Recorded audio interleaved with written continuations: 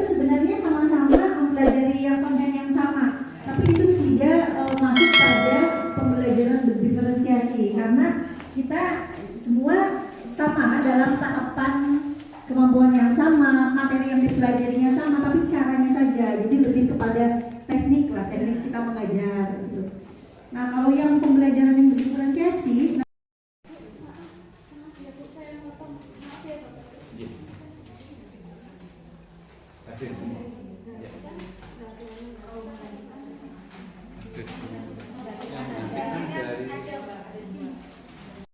itu berbeda. Misalnya kalau yang kemampuannya lebih, nanti mereka materinya nih, tapi udah selesai duluan, misalnya nanti ngebantu temannya. Nah, tutor sebaya ya. Nah, itu termasuk pembelajaran berdiferensiasi. Jadi otaknya itu memang pada apa yang dipelajarinya beda gitu. Kalau tadi beda-beda, tapi nanti dibahasnya bersama itu masih sama.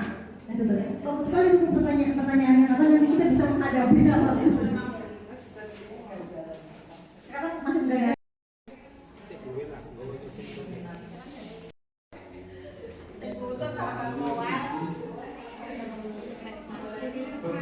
Bintang ada pembangunan.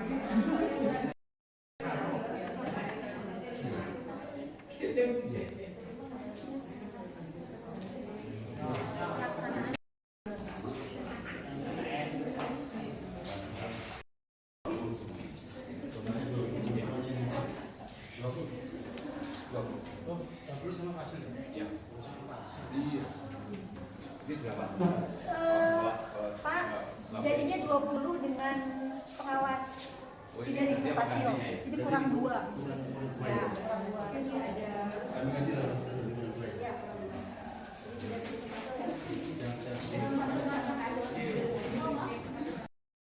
Kami ibaratkan sebagai air terjun. Air terjun di sini adalah sebuah kurikulum yang digelontorkan oleh kementerian kepada kita sebagai sekolah penggerak. Itu turun sangat benar sekali. Nah, di sini terjadi sebuah persikan-persikan kecil di mana kita hanya sebagai kalau di golongan kita itu sebagai kaum minoritas dulu untuk pelaksana kurikulum penggerak. Di sini kita persikan-persikan kecil, di sini juga ada batu-batuan besar. Jadi ini berarti kita itu bergerak juga ada koridor yang membatasinya. Nah, di sini kita akan mengalir dengan keadaan kita yang masih putih, ya, masih putih dalam arti kita masih mencari-cari sebuah pengetahuan. Terima kasih atas waktu yang diberikan kepada kami UPJSN Raja 4 untuk yang kedua kalinya. Kami membuat ilustrasi gambar sederhana, namun insya Allah penuh makna. Perahu, ya, di dalamnya ada nahkoda, insya Allah nanti kepala sekolahnya. Juga ada awak perahu, bukan awak kapal ya. Di sini ada beliau komite pembelajar, juga bapak ibu guru yang ada di Kendal, termasuk stakeholder yang ada di Kendal Jombang naik di perahu SDN Kendal. Di sini ada penumpang yang dimaksud adalah intinya adalah pembelajaran peserta didik yang ada di sekolah kami ini sengaja saya pilih gambar sungai karena sungai mengalir ini kan mulai dari hulu. Ibaratnya kurikulum merdeka nanti hulunya itu pemerintah, mau dibawa kemana saya ngikut seperti aliran sungai ini. Ketika di hulu nanti air tak mengalir, berarti di sini juga tidak mengalir. Ini saya mulai dari potensi diri sekolahan yang memiliki murid, kemudian gedung. Ini termasuk potensi diri yang dimiliki sekolahan, kemudian mengadakan praktek baik dengan wali murid terkait persiapan untuk melaksanakan kurikulum merdeka. Kemudian ada hal positif dilambangkan oleh pelangi ini, ternyata dari paparan dengan wali murid tidak ada pertentangan penolakan dari wali murid untuk melaksanakan kurikulum merdeka, tetapi dalam perjalanan ini ada batu sandungan.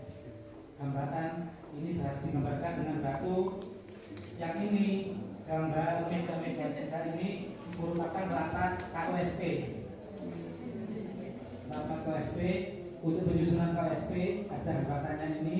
Hambatannya terutama ini kemarin itu CP ketika pelatihan itu waktu pelaksanaan itu kan tidak sama, itu termasuk hal yang menjadi penghambat kami,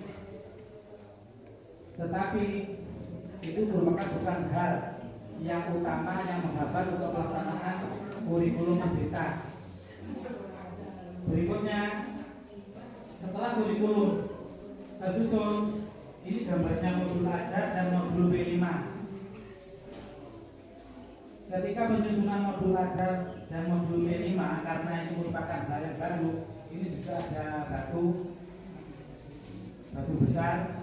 Ini terutama Bapak Ibu guru yang ikut pelatihan KP, ini awal-awalnya merasa berat karena kan hal baru.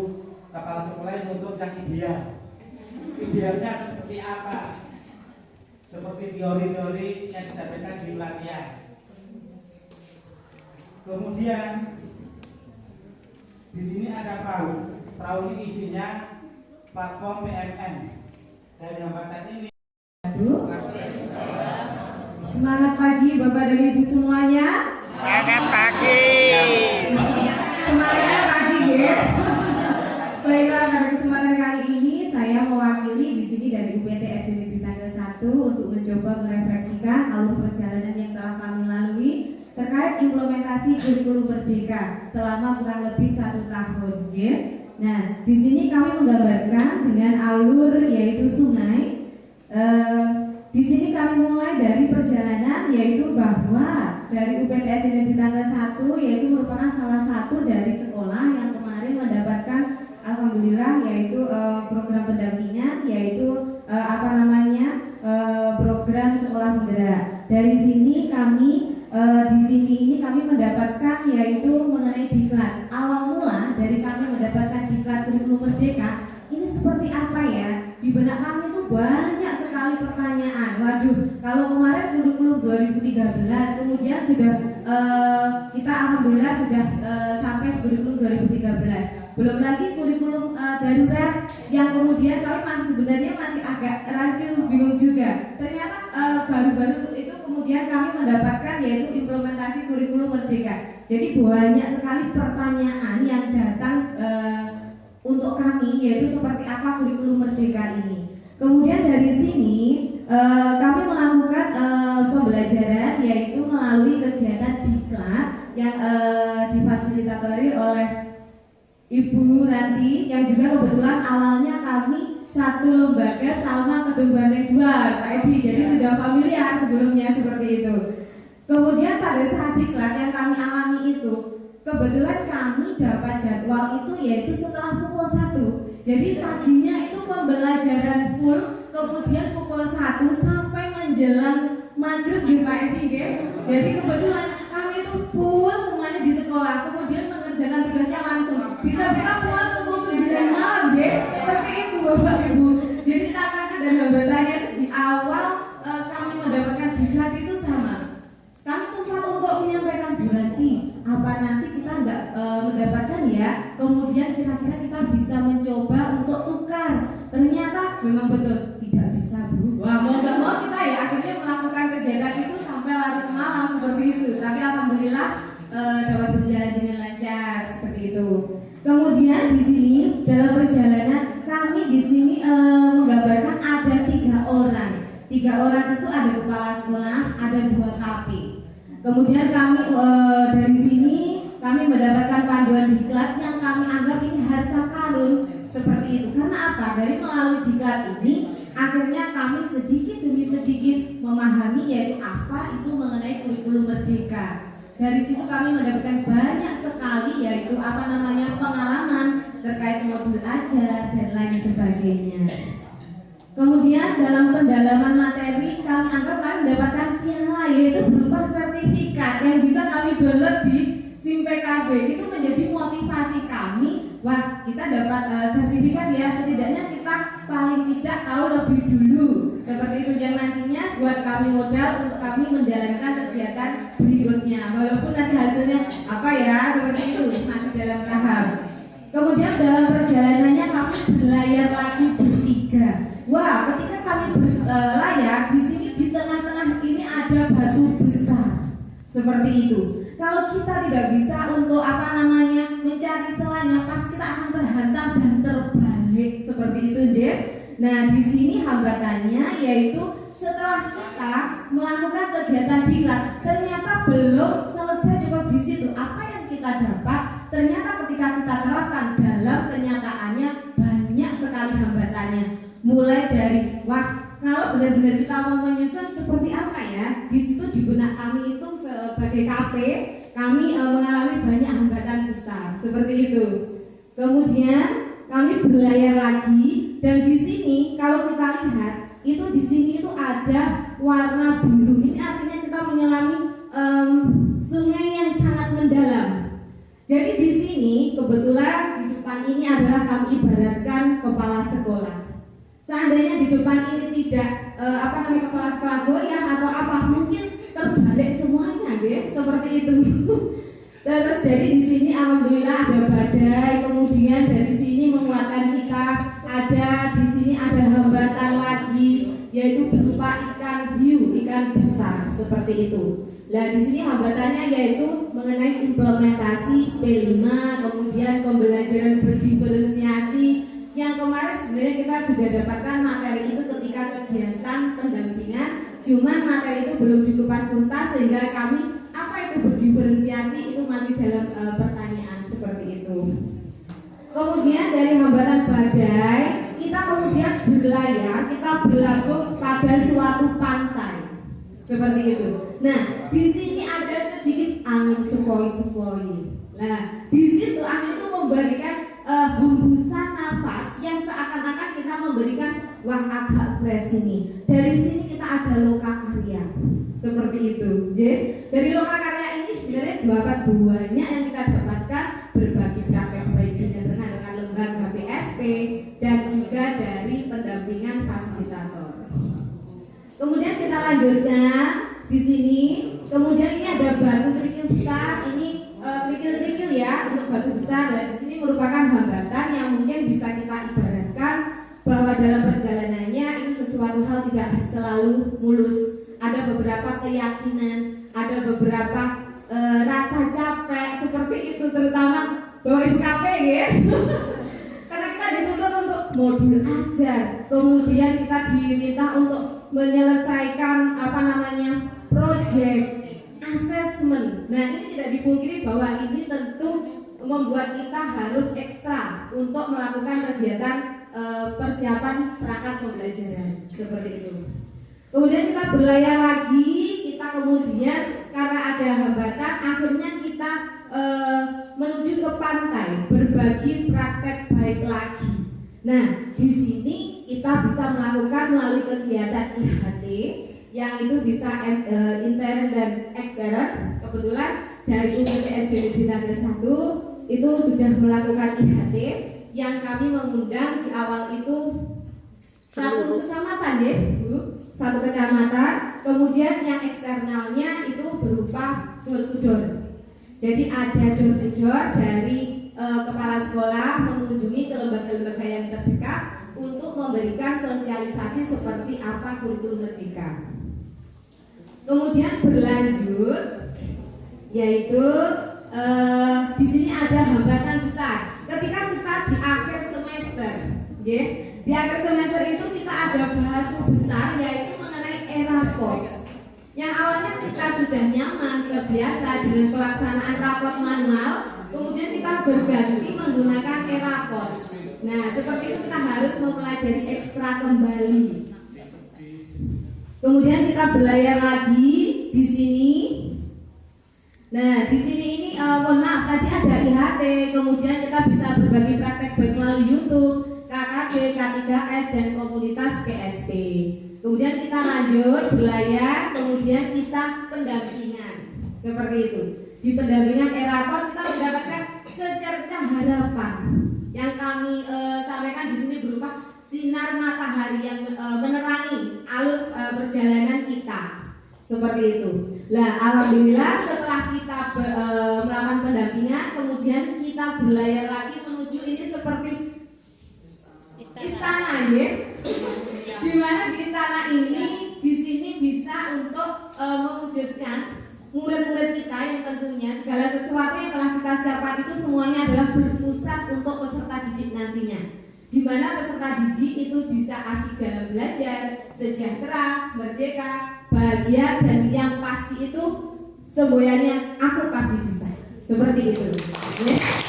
Nah, mungkin itu yang dapat kami sampaikan mewakili dari UPTS Negeri Tanggal 1. Kemudian untuk selanjutnya kami tetap harus belajar, dan belajar. Seperti itu.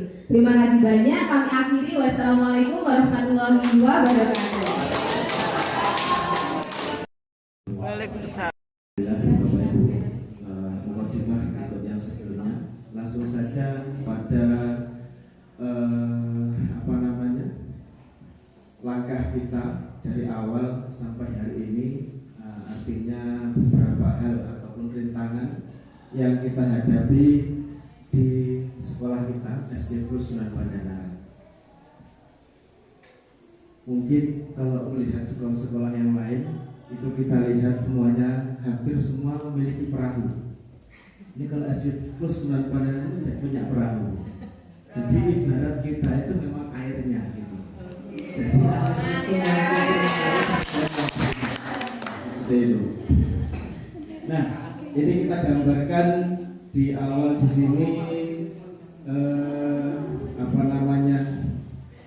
sebuah rumah, kemudian ada sungai, depannya ada sungai. Nah, ini langkah awal kita untuk mengarungi alur sungai. Ini ibarat garis kita perjalanan pendidikan yang ada di Indonesia ini, seperti itu. Nah, di sini kita awali ketika dulu dengan kegiatan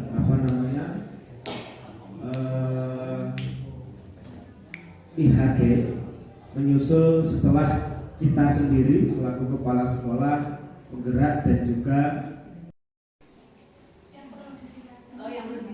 yang perlu ditingkatkan yaitu menyusun modul ajar sendiri dengan sedikit adopsi dari referensi yang ada. Jadi di sini lebih mandiri. Kemudian mendokumentasikan modul ajar ke dalam bentuk berkode supaya lebih mudah dalam pengembangan yang sudah dilakukan atau yang sudah baik.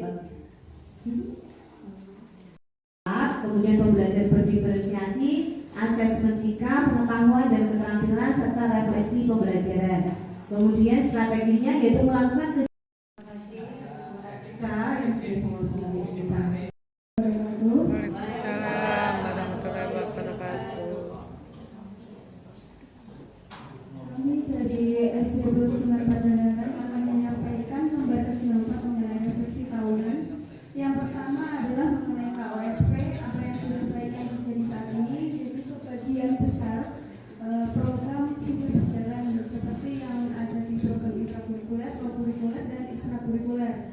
Kemudian apa yang perlu ditingkatkan, diperbaiki atau dilakukan lebih baik lagi, yaitu menyiapkan perancangan program yang masih belum terlaksana dalam KOSP, yakni kalau yang belum jalan adalah pengembangan diri siswa seperti pengadaan kelas olimpiade. Kemudian mengenai kesiapan dalam merancang perangkat pembelajaran seperti modul ajar sampai penilaian. Strategi yang dilakukan, melakukan KKG secara terkini. Kemudian strategi yang dilakukan, melakukan KKG secara berkala dengan target yang telah ditentukan. Untuk aktornya kepala sekolah, guru, orang tua pengawas, dan komite sekolah. Awal pembelajaran. Yang kedua, memberikan waktu kepada siswa agar dapat belajar sesuai dengan tingkat pencapaian, kebutuhan, kecepatan, dan gaya belajar mereka. Yang ketiga, penggunaan media yang lebih menarik bagi peserta didik. Strategi yang perlu dilakukan yaitu merancang modul pembelajaran yang berdiferensiasi, menggunakan media pembelajaran yang menyenangkan bagi peserta didik, dan menggunakan pembelajaran inovatif seperti PBL, PJBL, dan lain-lain. Aktor yang dapat dilibatkan yaitu pengawas, peserta, guru, siswa, dan orang tua. Seperti itu yang dapat kami sampaikan. Saya ucapkan terima kasih. Yang keempat, ya, tentang beberapa aspek yang perlu dikembangkan dan strateginya. Mungkin hampir sama dengan sekolah-sekolah sebelumnya. Di poin mengembangkan KOSP, di sini sekolah sudah menyusun KOSP berdasarkan contoh dari Kemendikbud dengan struktur pembelajaran yang disesuaikan dengan visi misi sekolah. Yang perlu ditingkatkan adalah partisipasi perwakilan murid, orang tua, dan tokoh masyarakat. Untuk strategi yang perlu dilakukan adalah mengadakan sosialisasi yang melibatkan perwakilan orang tua, murid, tokoh masyarakat, serta memberikan kesempatan kepada stakeholder tersebut untuk menyampaikan pendapatnya. Aktor yang dapat dilibatkan di sini guru, kepala sekolah, pengawas, orang tua, dan mungkin dari tokoh masyarakat. Yang kedua, tentang perangkat ajar. Di sini SD kami sudah membuat perangkat ajar sesuai dengan CP. Hal yang perlu ditingkatkan nanti programnya kami sebagai besar dari guru di sekolah kami. Untuk yang akan berarti guru kelas 2 dan 5 ini juga akan membuat perangkat ajar sesuai dengan CP. Mungkin Pak Heru ada yang mau disampaikan? Pak Heru selaku pengawas di sini satu-satunya pengawas. Oke, monggo kalau gitu Bapak Ibu sebelum itu. Nah, kemampuan ini bisa banyak hal ya yang bisa kita lihat. Kalau kita ingat lagi, ini saya menulis tapi tertutup ya. Jadi asesmen itu kan semacam kegiatan sistematis yang untuk kita ungkap bagaimana kemampuan peserta didik, hambatan, dan kebutuhan. Nah, kebutuhan ini yang nanti akan kita jadikan program pembelajaran. Nah, asesmen teknik dalam